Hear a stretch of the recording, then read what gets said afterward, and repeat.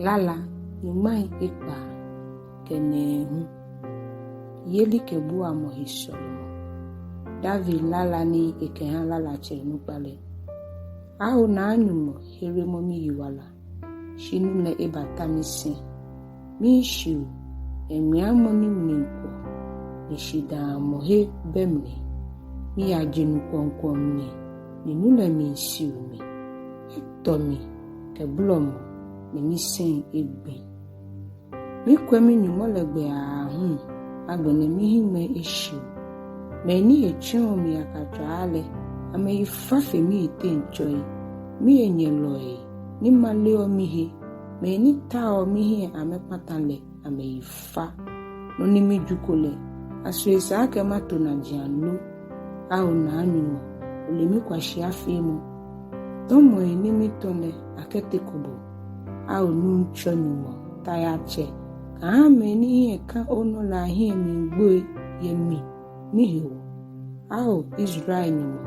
ame ni ja abule ahi mi shueshi yemi mihewo boyewo ni abo mi ara ni mihi egbopoto ne mi chongbo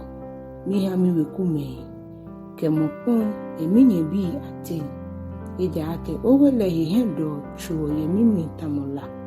ni ara ni me bo bole eba shuo mi no keji mi fo ni mi ke ma hine pin mi susumapo no hunchon ara bo ha mi keji mi bu pepopo ame bo mi chia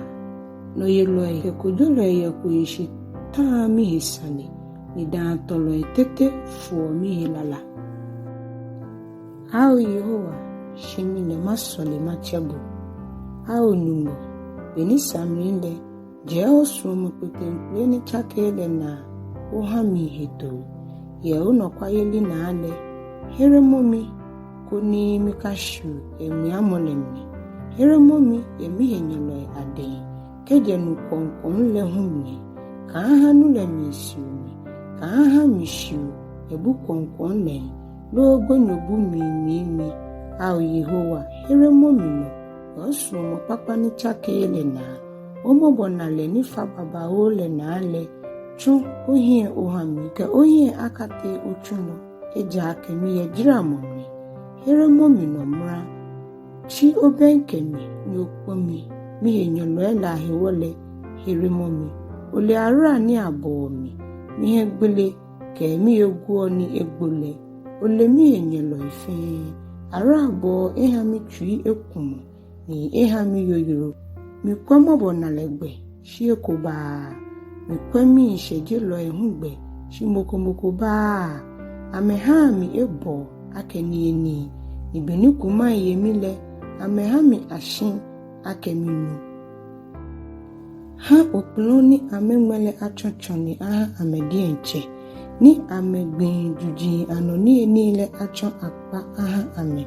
ha ameimei ano afi kusu koni amekanani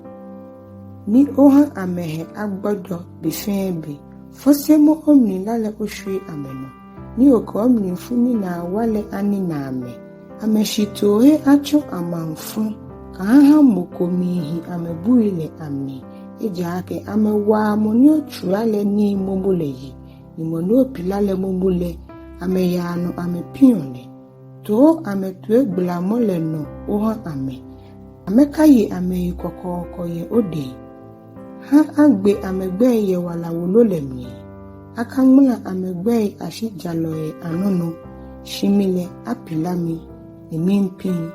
au na anyumo womino kuli ohere mi yiwala mikelala aji enyumo gbe ile yi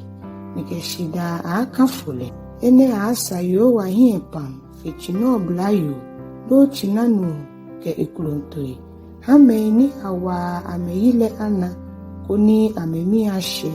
emeni nyeta onu se gbele nye ha anyetwi anyo anyemni eja ake yo abo ihe fu atwe nyage le dienche eme ni yo agbokle mile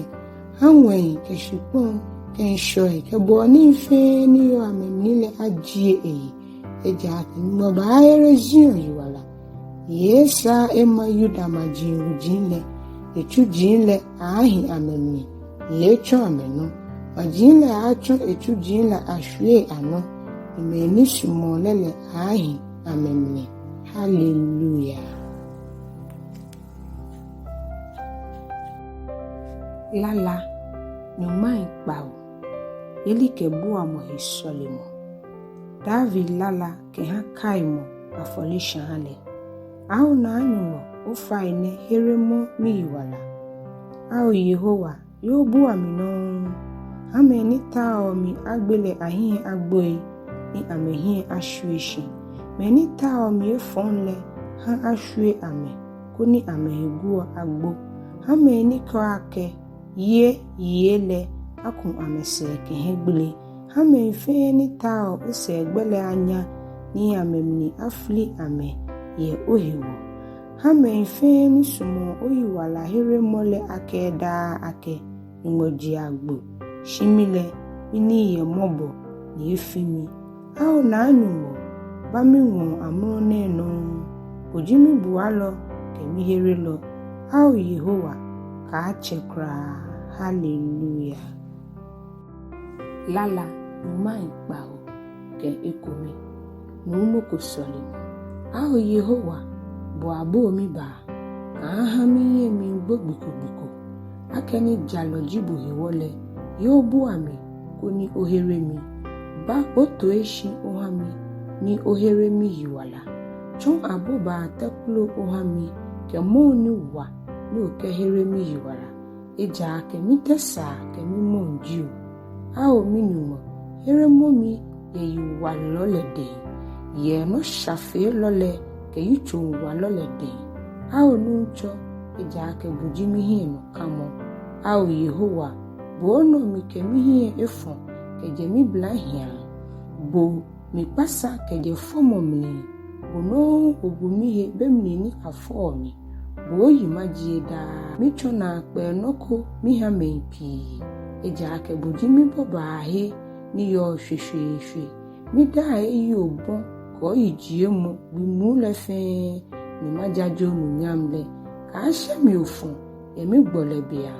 ka kwa mi be mi ni mi gbojo eja ke mi enyelo ele wie mi he me ni ta o mi agbele ya mi yino apam ya me ko ake ni mo ekwale Yetuyale, ninye mwale, ijaka moko be, ni ahirile, au na anyumo, ukemite haka jike, au minumo, heremo minon, hame nifuosa nifon, minole ahi agboi, ni amehi akpata, menita o miefonle, amehi ashweshi, ni ameigu agbo, kenle, mile, mihi akono da, majioyi ketekenu. Mina agbajale nibi ni ofiole ke oyiwala here mu ni fe mo le bi mu fe jebile mi dwen mo kulehe maba gba na pe ni uji ninu joni mo efele mi ba kafobo ko meto ojalele a o na anu mo o chon mi ni keje mi blahia ni mi jaje ona pe nu chumo ele lolo bele mi pole kemi wanje nem nile aonumo ka akwami ke ashima jaje ohe walele machon yino ibi ni baale aona anyumo ojalele ke ohe walele ko ke shonwe amninwe aonumo bo ofe ni biwuji osasobe bomoni ohamina amani huni baba o ni jirale bono owo mihiwale eko oji emi keje gbonyo bumi ni okemi abakpono eko oha minunyam afa ni o shede mimi eko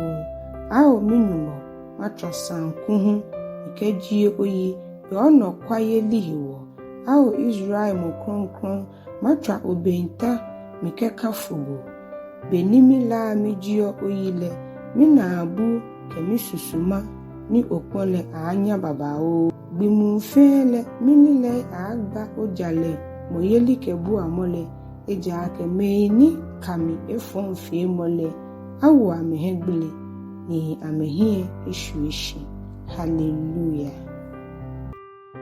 Lala nyuma ipawo ke enyo Solomon hamanchele Solomon lalani au na anyumo chomo manchele honi ike ojale akojo ni ocho manchebile ojale saneyelile ha ekojo o manle ejale na oni eye jale sane ihe o mei iji ohiafoi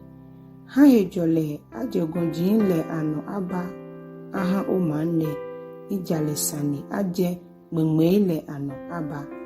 Ifeoma bi ohiafoi le ahi ere ohiafoi ayiwala ni wie yelole ipata ehie butubutu ameshe bogbeye bi aboni hunu yo ne ameshe ogbeye bi aboni nyon chere yo ne eyino ife kwamni manche achotamunu ni neon dwei ni ashauno echotamo futifuli ni shan shipongbe jalesane yeli ashere ye ilumoyeli bele ni dwenjole abababa o ke ashibe yino ninyo cherebedon elumoyeli aheshi ke aje ishona ke agbe ishona ke aje Yufrate falena ke ashijele na gbehe ike shiangale nobi akotule nihinyelo eleke amehi akokloshi yemulune Tashish ken shokpoile anomancheme achu unia abahale Shiba keseba mancheme abakeni mancheme fe akotule majimaji fe kwa asomole ejake ekpon moni efine keji ebulo echelele ekpon ohiafu kemeni beyeli kebualoko ina moni egbojo kemoni efinele mobo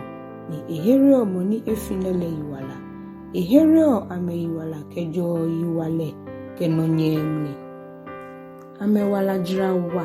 ye ehie manchele yana wala aje Shiba abakele shika asoli ahale bifembe ni abajomo ahale jinamotu shipole aba able baba o ke ashu egonjinle ano ebani tamulibano gbeme afroke emajinle amne tamongano dwei manchele gbe aheshi ke anano ni aboni hunu yo ne enunyam akagbo gbeme anya ye ihiwo imajimajin fe ajole ajie Yehowa Israel moleji le eko meto efiona peni ajie enunyangbe leyi ke anano je mule fe ayito ke enunyamle amen amen David Isha ibile Solomon le anagbene hallelujah